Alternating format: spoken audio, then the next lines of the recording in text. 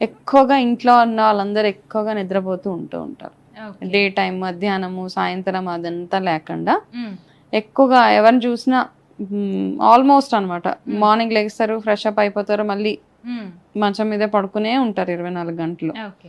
Okay. ఇది ఒక నిదర్శనం. అంటే మన ఇంట్లో ఏదో కంప్లీట్‌గా నెగెటివ్ ఎనర్జీ. అంటే దీన్ని రకరకాలుగా చూడొచ్చు. ఒకటి ఆ పర్టిక్యులర్ మనిషి యొక్క గ్రహాలు బాగోలేనప్పుడు, హ్మ్. ఇప్పుడు ఏళ్ల నాటి శని ఉన్నా, అర్ధాష్టమ శని ఇట్లాంటివి ఉన్నప్పుడు కూడా హ్మ్. ఒక మనిషి పర్టిక్యులర్‌గా అట్లా బిహేవ్ చేస్తూ ఉంటారనమాట. ఓకే. ఓకే.